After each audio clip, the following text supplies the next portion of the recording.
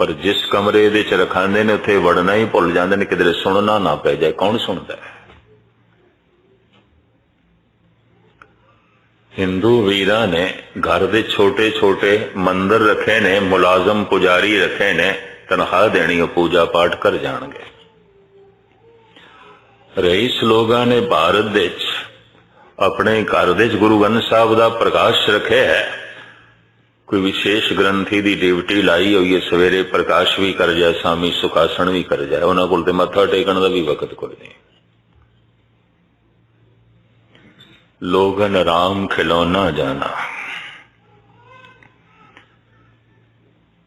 जिस दिन सुनन दी रुचि बने, शौक पैदा होवे, सुन के रस भी मिले, चंगा भी लगे, समझ लेना धर्म दे मार्ग ते यात्रा शुरू हुई है, वरना नहीं। बद्धा चट्टी जो भरे, ना गुण ना उपकार। गुरु अंगद देव जी महाराज का यह श्लोक है। इनू कोई गुण भी ना समझो, इनू कोई परोपकार भी ना समझो, इनू कोई धर्म नहीं ना धर्म भी ना समझो, बद्धा चट्टी कर रहे हैं। काश जिवें कटनी, चलो छेती छेती जपजी साहब पढ़ लो। वो एक पौड़ी पढ़ ले, सिर्फ मूल मंत्र ही जप, जरा प्यार नाल, जरा एकाग्रता नाल, जरा ध्यान नाल। बद्धा चट्टी जो भरे, ना गुण ना उपकार, सेती खुशी सवारिए। गुरु अंगद देव जी महाराज कहते खुशी नाल कम कर। बद्धा चट्टी की वो कोई गुण भी नहीं है, वो कोई परोपकार भी नहीं है। किसी दे लिहाज करके गुरुद्वारे आया है, उंज नहीं आना सी, गुरु करके नहीं आया।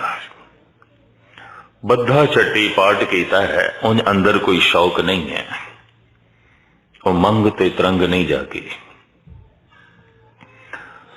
बाबे फरीद ने एक सोहनी मिसाल दे के अपनी एक अवस्था का जिक्र किया है। एक दिन उन्होंने इशा की नमाज नहीं पढ़ी सी। इशा की नमाज जब सूरज गरूब हो जाता है, आसमान ते लाली छा जाती है, उस समय भी एक मुसलमान नमाज पढ़ते हैं, उन्होंने इशा की नमाज कहते हैं। नमाज इशा वो नहीं पढ़ी सी। कुछ शरीर उस दिन साथ नहीं दे रहा सी, कुछ अंदर कई दफा मन अड़ी कर जाता है। चंगे चंगे साधु संत फकीरां दा भी, ये भी महसूस करते हैं, नहीं पढ़ी। रोज रोज नितनेम करने वाले भी कई दफा सोचते हैं चलो अज ना ही सही। रोज रोज अमृत वेले उठन वाले भी कई दफा फैसला कर लेते चलो अज ना ही सही। ये जो मैं थानू सुना रहा, ये बहुतियां दी जिंदगी दी घटना है। चलो रोज ते उठदे आ, अज ना ही सही। रोज ते जपदे आ, अज ना ही सही। रोज ते पाठ करदे आ, अज ना ही सही। बाबा फरीद कहते ने इस तरह ही मन ने आख्या, रोज ते इशा दी नमाज पढ़दे अज ना ही सही, की फर्क पैंदा है? नहीं पढ़ी, इशा लंघ गई। ते मुसलमानां दे च एक कहावत है, वेले दी नमाज कुवेले दियां टकरां। समय सिर और समय दी नमाज नहीं पढ़ी, बाद दे ते टकरां ही ने अगर पढ़ना है तो। समय का अपना प्रभाव होता है, समय का अपना असर है। सवेरे जो मन की हालत होंदी है, दोपहर दे चो नहीं होंदी। दोपहर दे जो मन की हालत होंदी है, शाम दे चो नहीं होंदी। शाम दे जो मन की हालत होंदी है, वो किसी हद तक रात दे च नहीं होंदी। समय का अपना प्रभाव है। सर्दी दे च मन की हालत कुछ होर हो जाती है, गर्मी च कुछ होर हो जाती है, मौसम खिजां दे च मन कुछ होर हो जाता है, मौसम बहार दे च मन कुछ होर हो जाता है। मौसम का बकायदा तन ते मन दे ते अपना प्रभाव है। इस वास्ते आदि काल तो ऋषि मुनिया ने, संत जना ने ऐसा आख्या, एक ऐसा समा भी है जिन्हों ब्रह्म मुहूर्त कह सकते हैं, अलल सुबह कह सकते हैं, अमृत वेला कह सकते हैं। उस समय का असर, उस वेले का असर, उस वक्त का असर, उस समय का प्रभाव। और सतगुणा की बाणी का फरमान है, हर अमृत वेले वत्ते का बीजिया, भगत खाए खर्च रहे निखुटे नाई। टोट ही नहीं आती, इतनी बरकत है। पर हुण अंदर किधरे शौक होवे ते शौक उठावे। बाबा फरीद कहते उस दिन मन अड़ी कर गया, नहीं पढ़ी नमाज। फरीद कहते ने सारी रात करवटां दे लंघी, नींद ही ना आई। पछतावा ही दिल दिमाग ते असवार होया। इशा दी नमाज नहीं पढ़ी, पछतावा। इसनू आप एक बड़े सोहने श्लोक दे वर्णन करते हैं। फरीदा अज न सुती कंत स्यों, अंग मुड़े मुड़ जाए। अज खुदा दा वसल नसीब नहीं सी, अज नमाज तो टुटे, अंग मुड़े मुड़ जाए। सारी रात करवटां च लंघी, शरीर दा अंग अंग दुख रहा है, वो नींदरा रह गया, पछताव्या, बोझ बन के रहा। जाए पुछो डोहागणी, तुम क्यों रहन बिहाए। डोहागणी जिन्होंने कदी वसल नसीब ही नहीं होया, कदी नमाज पढ़ी नहीं, पता नहीं किवें रात कटदे। बाबा फरीद पता नहीं किवें जिंदगी व्यतीत करते हैं। फरीद हैरान ने किवें जिंदगी लंघा छड़दे ने। जद कदी किसी नूं अभ्यास दी थोड़ी झलक मिलती है, उहदे अंदर एक तरस भी पैदा हो जाता है, पता नहीं ये सिख नितनेम तो बिना किवें दिन कट लैंदा है, ये जप तो बिना दिन किवें गुजार लैंदा है, कि गुरबाणी दे पाठ तो बिना समा किवें कट लैंदा है। उसके अंदर दया भी पैदा होती है, हैरानगी भी पैदा होती है। लेकिन ऐसी अवस्था चंगे तो चंगे अभ्यासियां दी भी बनती है, कदी मन अड़ी कर जाता है। यह भी मैं अर्ज करते हैं। हुणे ही मैनू चाकर साहब एक गाथा सुना रहे सन कमरे विच। बाबा सुंदर सिंह अली बेग दियां गल्लां चलियां। एक ब्रह्म ज्ञानी आत्मा जो देश की वंड तो पहले शरीर छोड़ गए सन, और वाकई भेजी हुई आत्मा जिस महल्ले चो लंघ जान मुसलमान भी सजदा करते सन, झुक जाते सन। और हर मुसलमान कहता सी जिंदगी च एक पीर देखे, जिंदगी च एक वली देखे। बेदी खानदान चो सन, अठे पैर भजन दा रूप। भजन किसनू कहते ने, बाबा सुंदर सिंह नू वेख लईए। बंदगी किसनू कहते ने, उन्हां दी तर्जे जिंदगी। ते चाकर साहब अज मैनू दस रहे सन, सुलझे विद्वान ने, जाप साहब बकायदा इन्होंने टीका ते व्याख्या बड़ी सुंदर लिखी है। गुरुद्वारा श्रोमणी गुरुद्वारा प्रबंधक कमेटी ने छापी है। मुख्तसर में अर्ज करा, ये किधरे उन्हां कोल रहे ने, मैं तो किधरे इन्हों एक सुनी सुनाई गाथा सुना बैठा। बुजुर्गों कोल जिहड़े अजे भी जिंदा ने। एक मुसलमान फकीर सी डेरे दे कोल। वो बाबा सुंदर सिंह जद रोटी लियान ते खांदा सी, उंज नहीं खांदा सी। ते बाबा सुंदर सिंह एक 3 दिन बीमार रह गए, रोटी नहीं पहुंचाई, नहीं खाधी उन्होंने। मीरपुर की बोली बोलता होंदा सी, रावलपिंडी ते कश्मीर की बोली की झलक सी उसकी। मुसलमान आके तरले लैन, फकीर साईं रोटी खाओ, ते बाबा सुंदर सिंह जी नूं तहसीलदार करके बुलांदा सी। मैं की तहसीलदार आवेगा खिलावेगा, उंज नहीं। बोली उधर दी बोलदा सी, मेरा तहसीलदार आएगा खिलाएगा, उंज नहीं। और गजब की गल, जिस दिन उसने चलाना करना सी, जाना सी, बाबा सुंदर सिंह तो कुछ अरसा पहले गुजर गया। ते बाबा सुंदर सिंह ने बुला के कहने लगा, अज मेरा ब्याह है, मेरे वास्ते नवे कपड़े लिया। बाबा सुंदर सिंह सिला के लिया है। चोला लिया, तहमत लिया, सिर ते कुल्ला बनदा सी, तुरे वाली पग ओ दिती। ते फिर कहने लगे फकीर साई मैनू पैरों नंगा भेजना ही खुदा दे घर, मेरे लिए जुतियां भी लिया। फिर बाबा सुंदर सिंह बाजार गए, जुत्ती भी लिया उस वास्ते। बस जुत्ती पहनी ते इंज सलाम करके चलाना कर गया, जांदा रहा। वो फकीर बाबा सुंदर सिंह उसदियां रमजां जो है जानते सन। चाकर साहब अज मैनू दसन लगे भी बाबा सुंदर सिंह दा भी मन एक दिन अड़ी कर बैठा। अमृत वेला सी ते शीत लहर चल रही सी, बहुत ठंड, क्योंकि कश्मीर दी घाटी दे थल्ले ही सी अली बेग। भावें नेड़े गुजरात ते जेलम जिला लगदा सी, पर एक कस्बा कश्मीर दे च पै जांदा सी, आखिरी कस्बा, अगों पंजाब शुरू हो जाता सी। तो ठंड काफी सी, मन अड़ी कर गया। इतनी शीत लहर है, और उस जमाने सतपुरुष इस तरह दी आत्मावां करीबन करीबन ठंडे पानी नाल नहांदियां सन, गर्म पानी का रिवाज ही नहीं सी। ये सहजे सहजे सब कुछ बदले। भाई शीत लहर है, ठंड है, पानी बड़ा ठंडा है, अज नहीं नहांदे। कशमकश चली।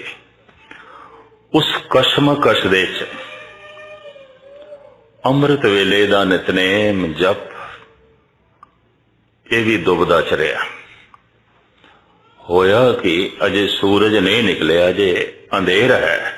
एकदम चले गए, दूर नदी वगदी सी, नहर ठंडी। उस ठंडी नहर च खड़े हो गए, कहने लगे हे मना, तू ठंड करके अज आलस कीता, अज तेनू सजा देनी है,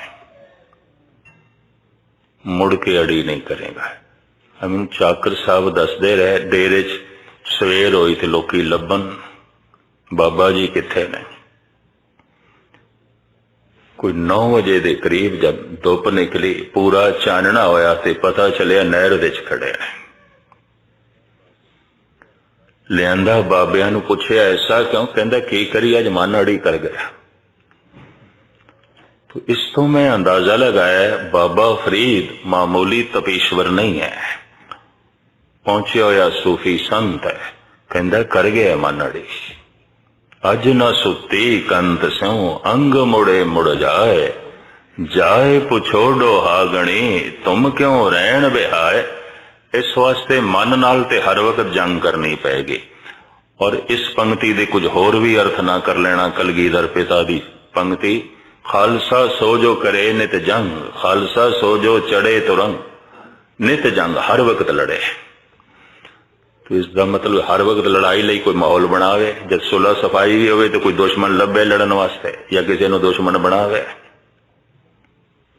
ये अर्थ नहीं है। खालसा सो जो करे नित जंग, खालसा हर वक्त अपने मन नाल जंग करे। क्यों?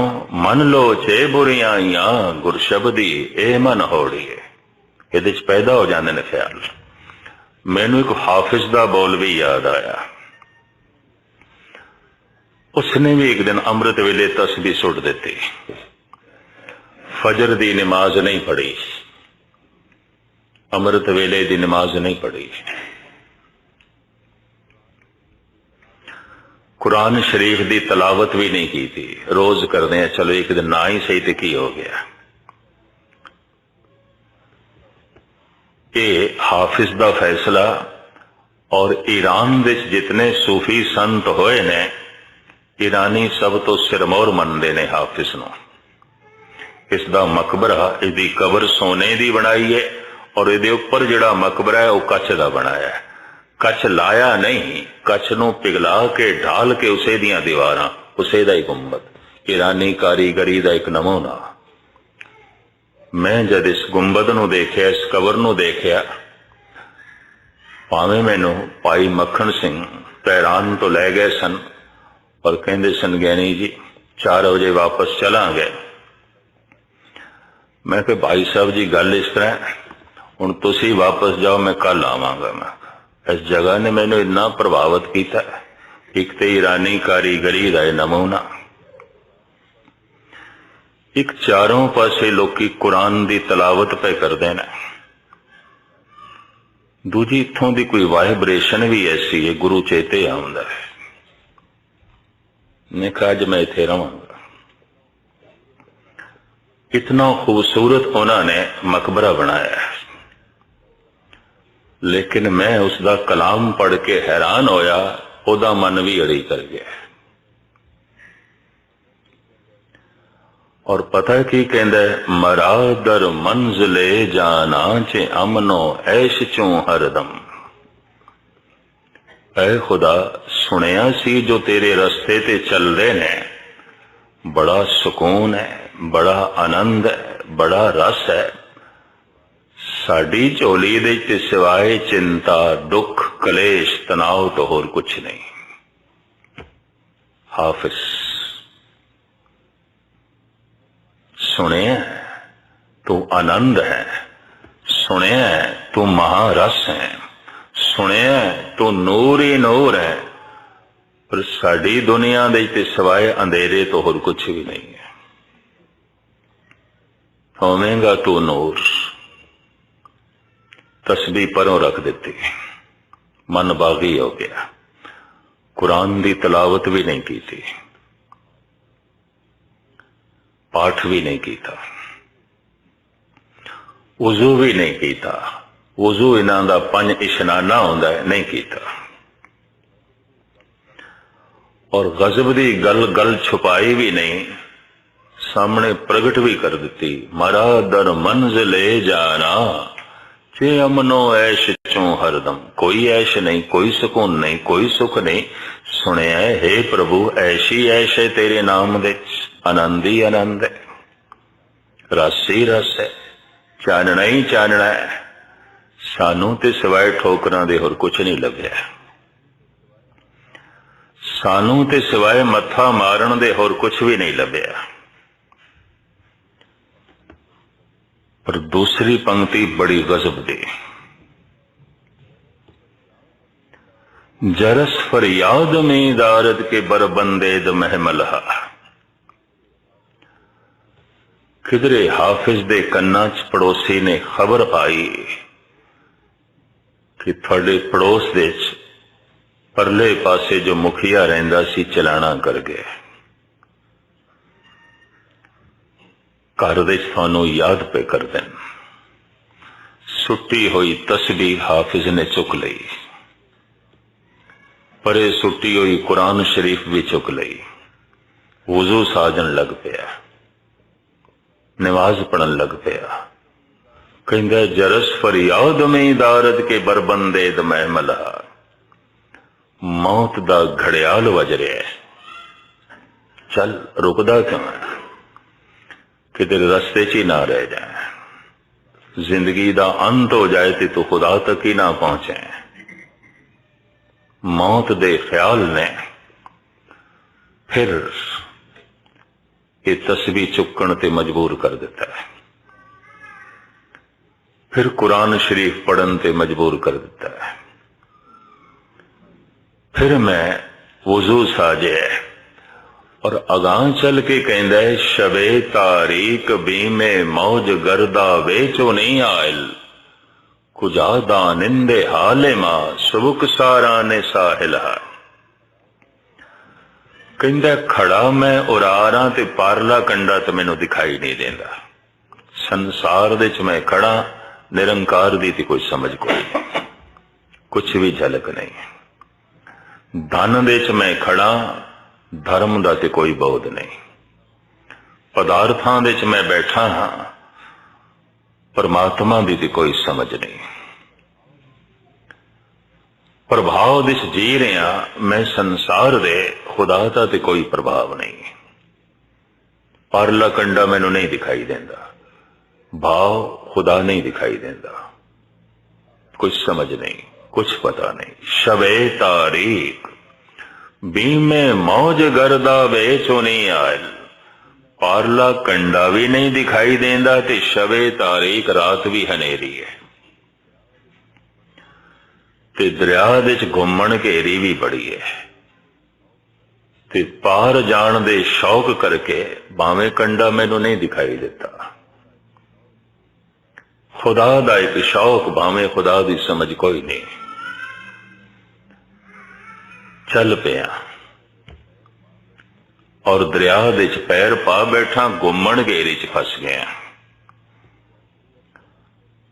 आप दी ज्ञात लई अर्ज करा, मनुख दे अंदर एक कोई बुरा विचार आ जाए ना अंदर, वो अंदर घुमण घेरी बना देंदा है और उसी तरह का विचार बार बार आवेगा, बार बार उसी तरह का आवेगा। थोड़ी जिहा भी तब्दीली नहीं होगी, थोड़ा जिहा भी परिवर्तन नहीं होगा। वो अपनी रेखा बना जाता है, वो अपना घेरा बना जाता है। जरूर सोचना, अंदर जात मारना, गुस्ताखी माफ। एक बुरा विचार आ जाए, जिस ढंग का आया है पहली दफा, हुण जो पहली दफा आया है बार बार आएगा, क्योंकि घेरा बन गया है। उन्हें अपना दायरा बना लिया है, उसने अपनी जगह बना ली है, हुण बार बार आएगा और उसी तरह ही आएगा, बिना तब्दीली तो आएगा। जो थोड़े बहुत कदी अंतर्मुखी होंदे होवन, सिर्फ गुरुद्वारा मनोरंजन ही नहीं, समा पास करने का ढंग नहीं, कदी कदी जो जात मारदे रोंदे ने ऐसे पुरुष। एक बुरा विचार आया है, दायरा बन जाता है, घेरा बन जाता है और मुड़ मुड़ के वो विचार उसे दायरे च घूमता है। दिन दे कई कई दफा आवेगा, शायद रात नूं सुपने च भी आवे। ये फकीर कहंदा है, पारला कंडा दिखाई नहीं देंदा, घुमण घेरे च मैं फसिया ते दूसरा नाल भी मेरे कोई नहीं। जिहो जिहां दी बंदगी मैं कर रहा, मेरा कोई साथी भी नहीं है। कर्मकांडी लोग लभदे ने, किसी दी कोई कामना, किसी दी कोई कामना, किसी दी कोई इच्छा, किसी दी कोई इच्छा। इस तरह दे खुदा दे मार्ग दे चलदे लोग दिखाई देंदे ने। मैनू तो कोई साथी भी नहीं दिखाई देंदा जिस दे अंदर सिर्फ खुदा दी इच्छा होवे और कुछ भी नहीं। खुदा ही चाहिए, खुदा दी तलब होवे। इस तरह दे तो कोई दिखाई भी नहीं देंदे। मैनू साथी भी नहीं लभ्या, कहंदा कल्ला, नाल कोई साथी भी नहीं है। पारला कंडा भी नहीं दिखाई देंदा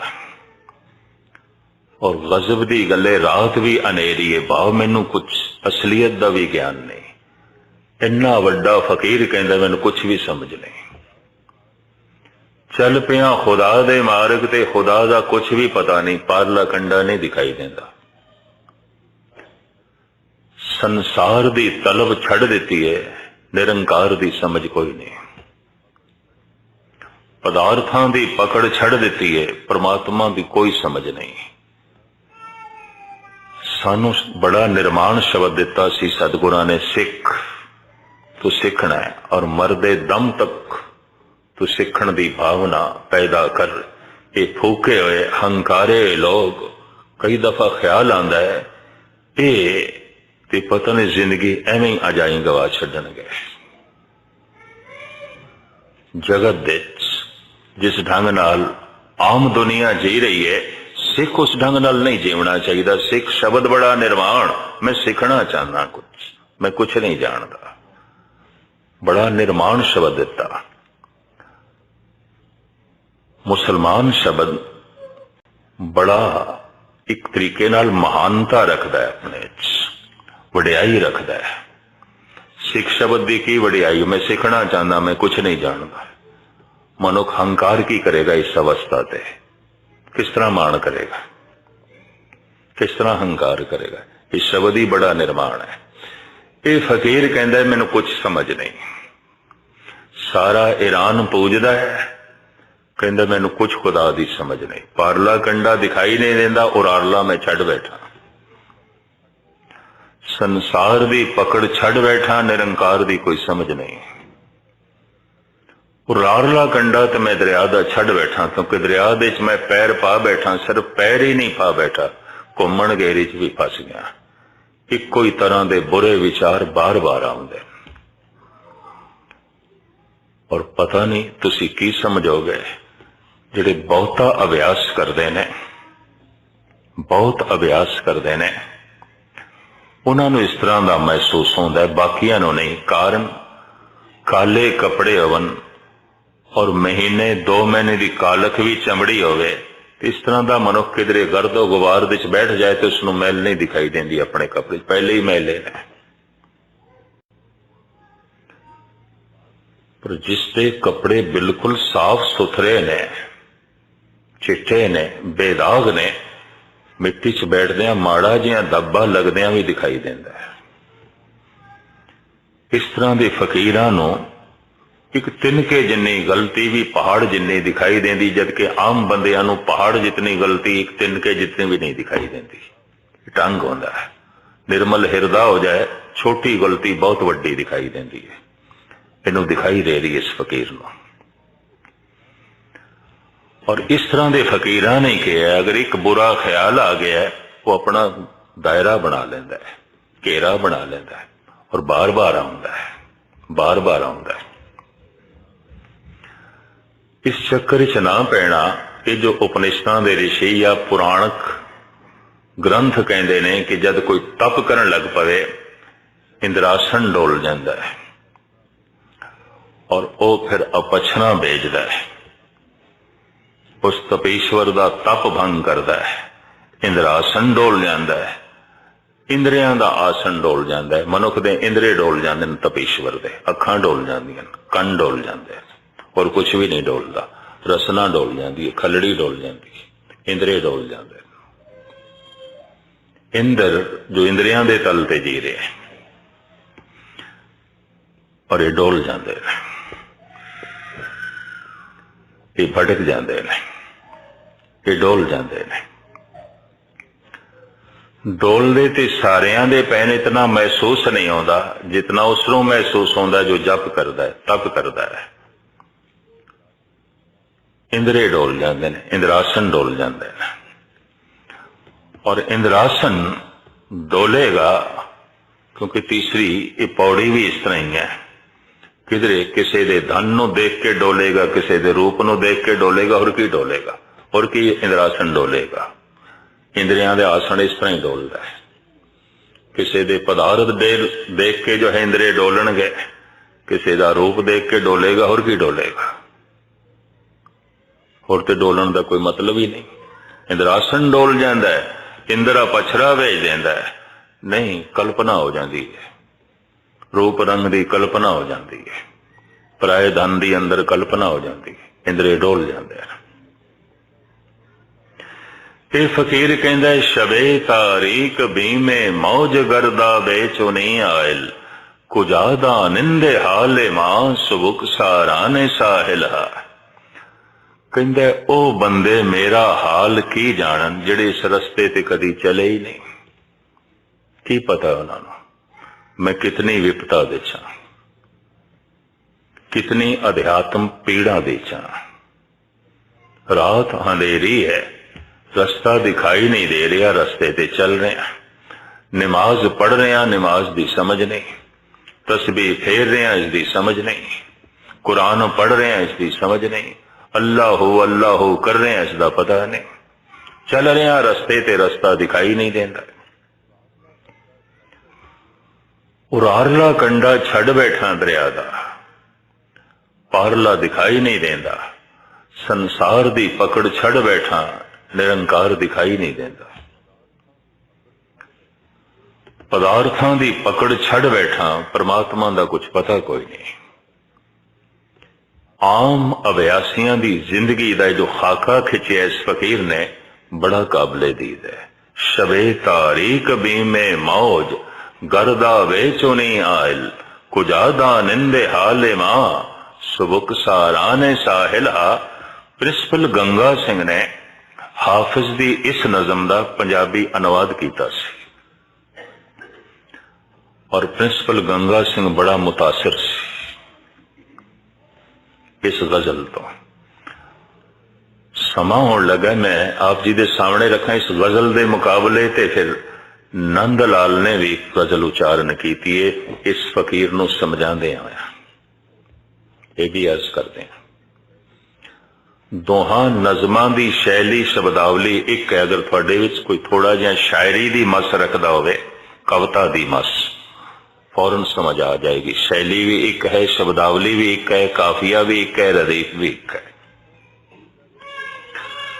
गंगा सिंह ने इसका जो अनुवाद किया आखिरी पंक्तियां तो मैं थोड़े सामने रखा रात हनेरी घुमन घेरी पानी ठाठा मारे ओ की जानन हाल असाडा जो रहंदे नदी किनारे पैर ही नहीं पाया कदी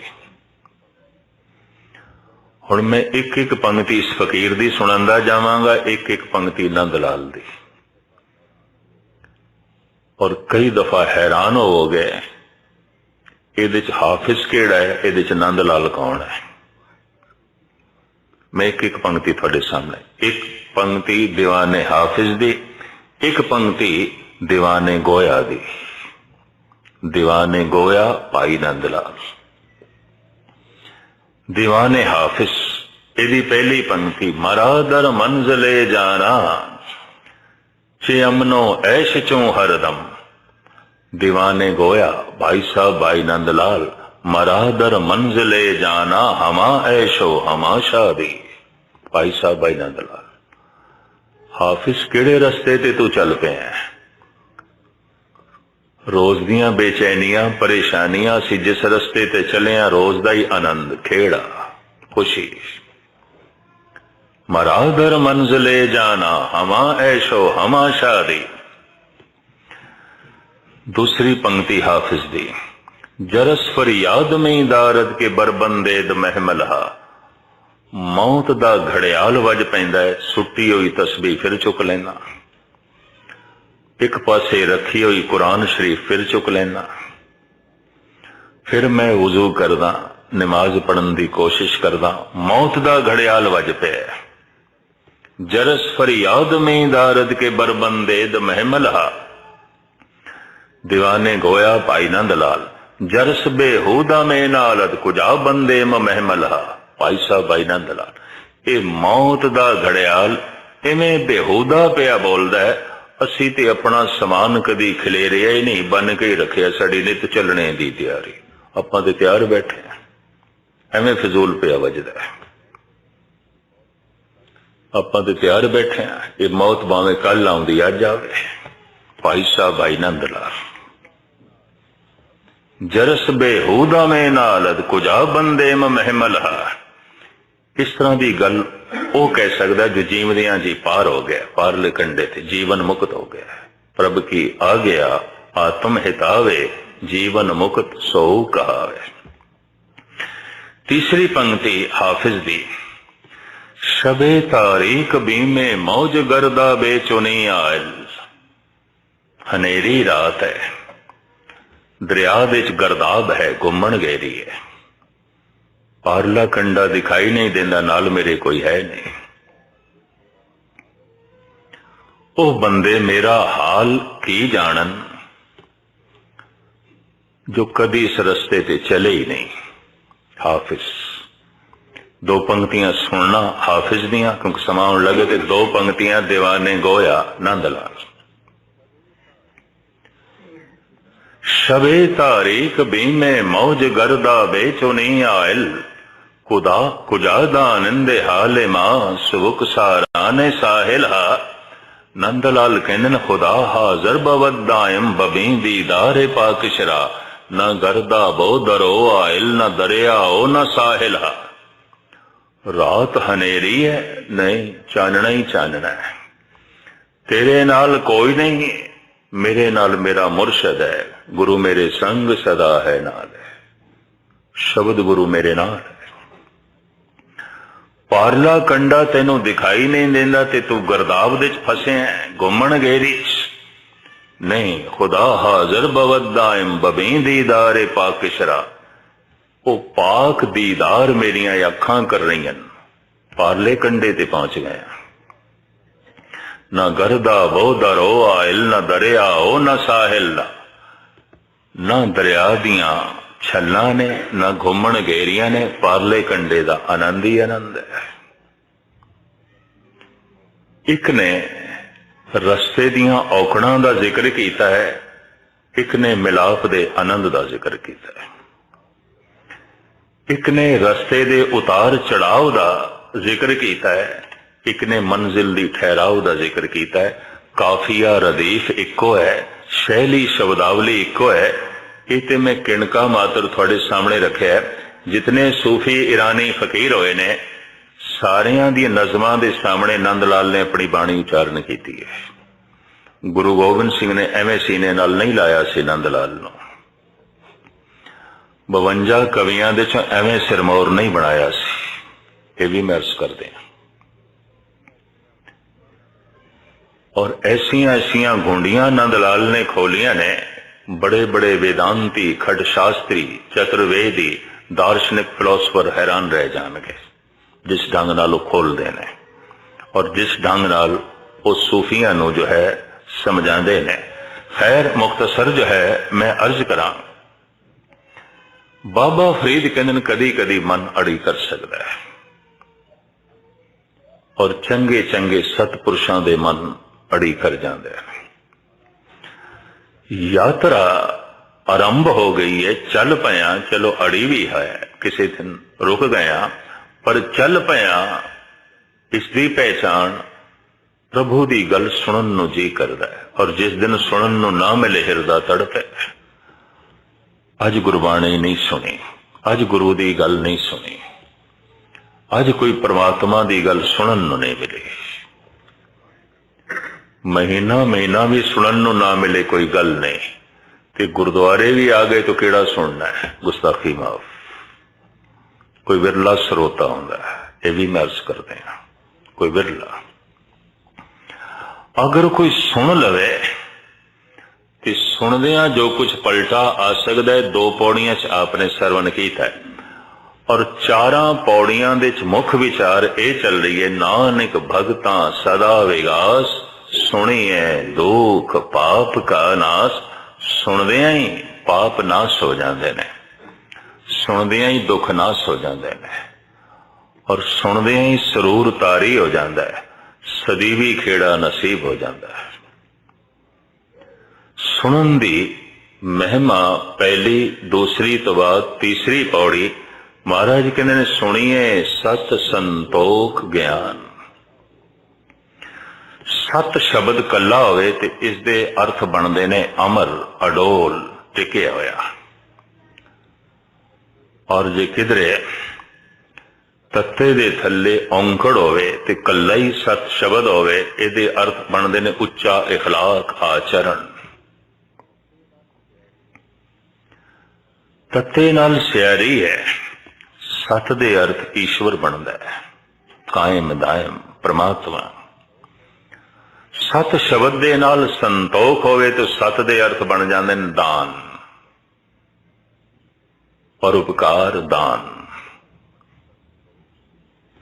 सतियां मन संतोख उपजे, इकट्ठे आउंदे, जिथे इकट्ठे आ जान उथे सत दे अर्थ ने दान। परमात्मा दा नाम सुनदियां सुनदियां मनुख दानी सुभाव दा हो जाता है। क्यों? संतोख पैदा हो जाता है, संतुष्टि पैदा हो जाती है और उसनों वंड के खाण दा ख्याल पैदा हो जाता है। उसके अंदर इतनी दया पैदा हो जाती है, उसके अंदर बार बार देण दियां रुचियां पैदा होंदियां। किसी नूं सुख दे दियां, आराम दे दियां, किसी की लोड़ पूरी कर दियां, किधरे परोपकारी कमां दे च मैं अगे हो जावां। क्योंकि सत ने संतोखी बना दिता है, संतोख ने सत पैदा कर दिता है। प्रभु दा नाम सुनन करके, नहीं तो अक्सर दान कई दफा व्यापार होंदा है। केड़ा व्यापार होंदा है? जिहदे नाल मंग जुड़ जाए। ये भी मैं अर्ज करदे हां, कोट मदे को बिरला सेवक और सगले व्यवहारी। हथों छोड़न नु दान कहने, छोड़ देता है, कोई मतलब ही नहीं। नेकी कुन बचा अंदा, शेख सादी कहने भला कर खो दे सुट, ओदा ख्याल ना, ओदा ख्याल खो दे सुट दे, हथों छोड़ दे। परमात्मा दा नाम जो सुनदा है उसके अंदर संतोख पैदा हो जाता है, ते संतोख करके दानी रुचियां पैदा हो जांदियां ने। हाँ जी, सुनिए सत्संतोख ज्ञान, सुनिए 68 का स्नान। परमात्मा दा नाम सुनदियां सुनदियां हिरदा इतना पावन हो जाता है मानो 68 तीर्थां दा इशनान कर लिया है। 68 तीर्थां दा इशनान की है? परमात्मा दे नाम नूं सुन लेना। इहदे सुनन दे नाल ही इतनी पवित्रता आ जाती है मानो 68 तीर्थ तुच्छ ने, जन के चरण तीर्थ कोट गंगा। परमात्मा दा नाम जो सुन के हिरदा अपना पवित्र कर बैठा है, ओदे चरणां दी खाक तो करोड़ां गंगा कुर्बान कीतियां जा सकदियां। जन के चरण तीर्थ कोट गंगा, तो साहिब कहंदे ने मानो 68 तीर्थां दा इशनान हो गया। हाँ जी, सुनिए पढ़ पढ़ पावे मान। बहुत वड्डियां डिग्रियां पढ़ाई दियां हासिल करके जो मनुख मान प्राप्त करता है, महाराज कहते उस तो कई गुणा ज्यादा मान प्राप्त हो जाता है परमात्मा का नाम सुनन। सुनिए लागे सहज ध्यान, और सुनदियां सुनदियां सहज अवस्था बन जाती है, अडोल अवस्था बन जाती है, और ध्यान अठे पैर प्रभु दे जुड़ जाता है। हाँ जी, नानक भगतां सदा विगास। सुनन वाले भगतां दे अंदर सदैवी खेड़ा बनिया रहिंदा, सदैवी आनंद बनिया रहिंदा, क्योंकि उन्हां दे सुन सुन के पाप नाश हो जाते ने, दुख नाश हो जाते ने। दुख पाप का नाश। अगली पौड़ी दी विचार कल, क्योंकि आपका समा बहुता जो है ना लईए। ये 4 पौड़ियां सुनिए दियां ने, 4 मनिए दियां ने, 4 अगों ने कुदरत कौन कहा विचार, वारिया ना जावा एक बार। गुरमत दे विद्वान आदि काल तो ऐसा कहते आए ने, जिन्हों जपजी साहब दी समझ पै गई उन्होंने मानो दुनिया दे सारे धर्म ग्रंथां दी समझ पै गई। जिन्हों जपजी साहब दी समझ पै गई उन्होंने तत्सार दी प्राप्ति हो गई। जिन्हों जपजी साहब दी समझ पै गई उन्होंने होर कुछ समझण दी लोड़ नहीं, उसनूं हुण चलना है। उन्होंने मार्ग दिस पैंदा, उसनूं मार्ग दा जो है पता चल जाता है। तो अगली चौथी पौड़ी च धन गुरु नानक देव जी महाराज जो कुछ दसणगे तुच्छ बुद्धि अनुसार कल आप जी दे सामने रखांगे। इत्थे ही समाप्ति। सारियां दा हार्दिक तौर ते धन्यवाद। भुल चुक दी क्षमा। वाहिगुरू जी का खालसा, वाहिगुरू जी की। सतनाम श्री वाहिगुरु साहिब जीओ। सुनिए सरा गुणा के गा, सुनिए शेख पीर पातशाह। सुनिए सरा गुणा के गा, सुनिए शेख पीर पातशाह। सुनिए अंधे पावे राह, सुनिए हाथ होवे असगा। नानक भगता सदा विगास, सुनिए दुख पाप का नाश। नानक भगता सदा विगास, सुनिए दुख पाप का नाश। वाहिगुरू जी का खालसा, वाहिगुरू जी की फतेह।